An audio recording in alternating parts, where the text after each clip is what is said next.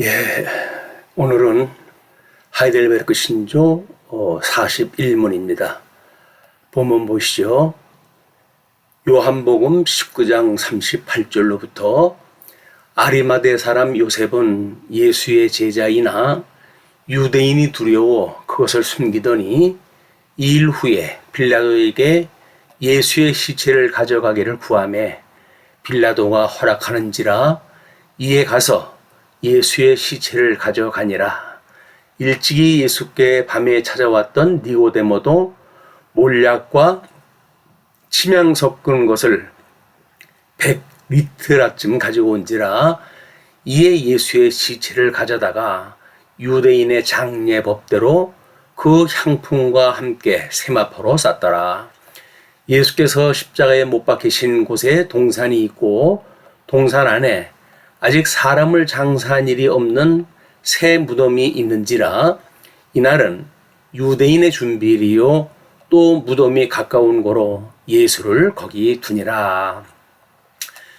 지난 시간 왜 그리스도께서는 죽음을 당해야 했습니까? 라고 하는 질문에 후속 질문입니다. 41문 왜 그리스도는 장사 지내졌습니까? 이에 대한 답은 그가 장사되었다는 것은 그가 진실로 죽었다는 것을 증거합니다. 역사적 사실이라는 거죠. 이것에 대해서 대의문답 49문에서는 이렇게 이야기를 합니다. 그리스도께서 그의 죽음에서 어떻게 자기를 낮추셨는가, 비하의 신분을 이루셨는가 그 이야기인데, 그리스도께서 그의 죽음에서 자기를 낮추신 것은 가룟 유다에게 배반당하시고 그 제자들에게도 버림받으시고 세상의 조롱과 배척을 받으시고 빌라도에게 정죄받으신 후 핍박하는 자들에게 고난을 받으시고 죽음의 공포와 흑음의 권세와 싸우시며 하나님의 무서운 진노를 느끼시고 견디시고 자기 생명을 속죄 제물로 내놓으시고 고통과 수욕과 저주된 십자가의 죽음에 참으심에서였다. 심각한 예수 그리스도의 죽으심에 대한 이야기입니다.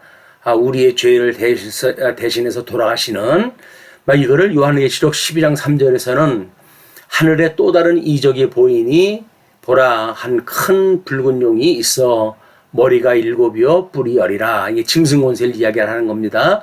그 여러 머리에 7왕관이 있는데 그 꼬리가 하늘의 별 3분의 1을 끌어다가 땅에 던지더라. 이렇게 공중권세의 일이 용이 해산하려는 여자 앞에서 그가 해산하면 그 아기를 삼키고자 하더니 여자가 아들을 낳으니 이는 장차 철장으로 만국을 다스릴 남자라. 그 아기를 하나님 앞과 그 보좌 앞에서 올려하더라. 지금 이 짐승권세에 의해서 결국은 예수님이 십자가에 죽으셨지만 이것은 우리들의 죄를 대속하시기 위해서 예수님께서 그의 인성이 우리들의 죄성을 참혹한 이런 우리의 죄성을 공감하시고 그 죄를 사해 주시는 그런 그 모습이란 말이에요. 이런 모습이 없이 은혜를 말한다는 이야기는 그건 잘못되어져 있는 이야기일 수가 있습니다. 자, 그래서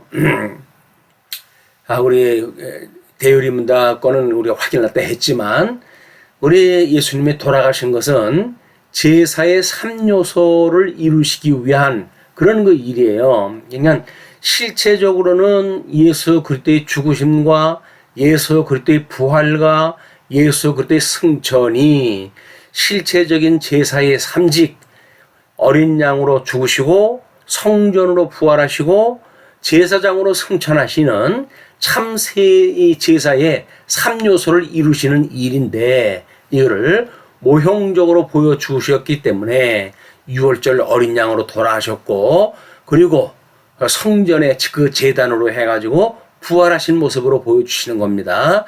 그리고 대제사장이 휘장이 갈라짐으로 해가지고 1년에 한 차례만 들어갈 수 있는 그거를 누구든지 들어갈 수 있도록 되어진 것, 이것이 예수 그리스도의 구속의 역사란 말이에요.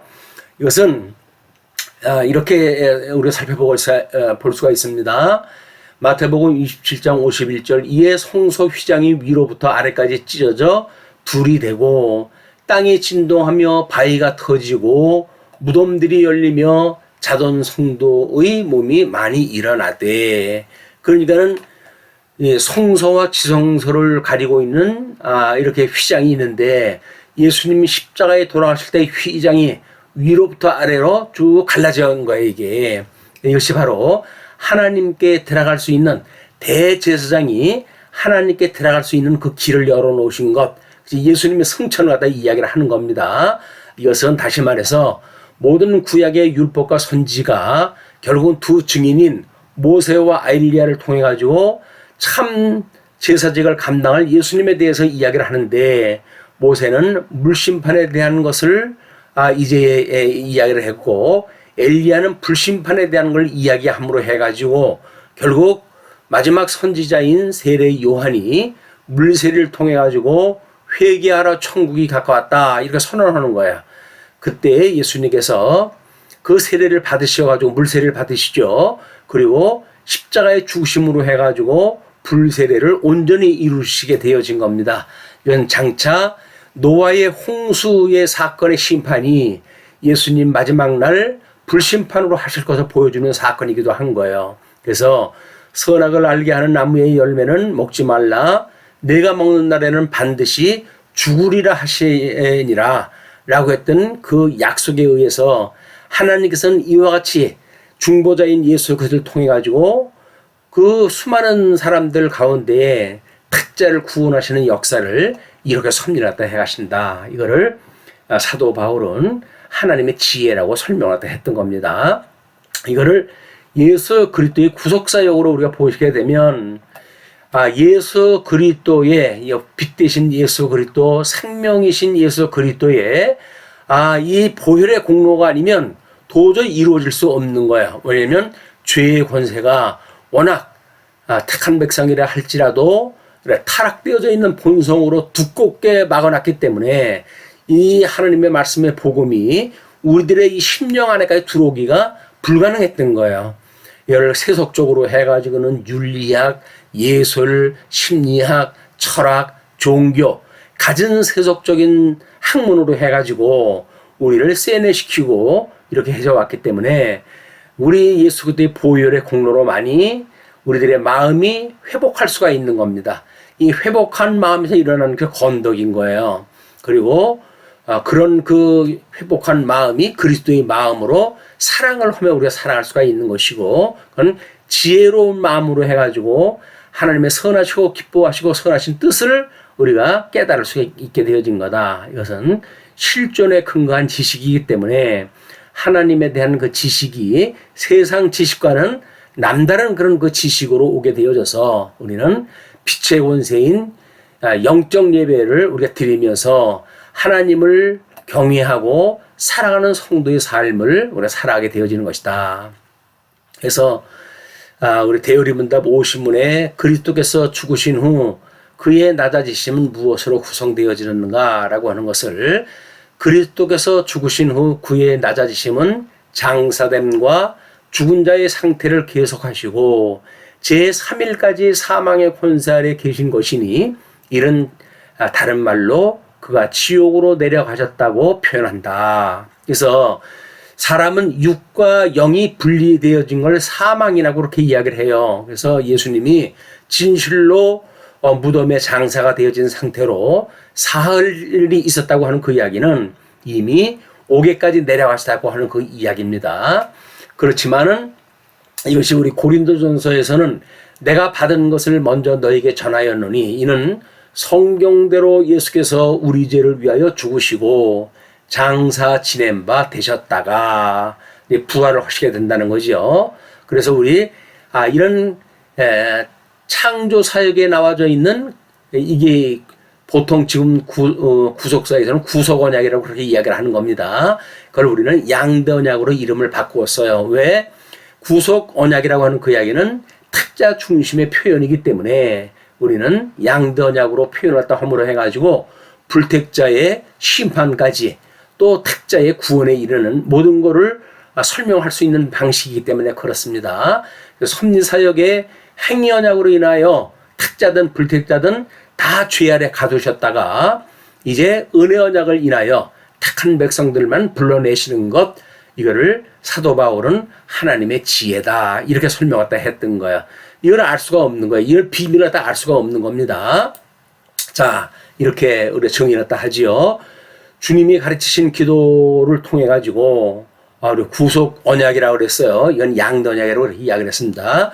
그걸 기독교 세계관, 사도신경, 삼위일체, 그래서 뭐 하나로 설명되어지는 겁니다. 그래서 하늘에 계신 우리 아버지여라고 하는 그 이야기는 하나님의 뜻인 작정과 예정을 하셨던 하나님, 그 내재하셨던 하나님께서 외양하는 것이 창조 사역인데 이름이 거룩히 여김을 받으시오며 나라가 임하시오며, 그 이야기는 이제 그 하나님 나라가 내리는 이런 것까지 우리에게 설명되어지는데 이거는 창조 사역으로 이미 완성되어진 거예요. 그렇기 때문에 우리는 뜻이 하늘에서 이루어진 것 같이 땅에서도 이루어지다라고 이야기를 하는 겁니다. 그래서 창조 사역은 이미 다 이루어졌고 창세기 2장 3절에 하나님이 이미 안식을 하셨어요. 그러나 하나님께서 섭리 사역을 하시는 내용이 소개가 되어지는데 그를 성과 알걸 알게 하는 과일나무 열매를 따먹지 마라. 또 생명과는 따먹어도 좋다라고 하는 이야기를 하셨잖아요. 이것이 섭리 사역을 풀어가는 행위 언약과 은혜 언약의 두 가지 언약입니다.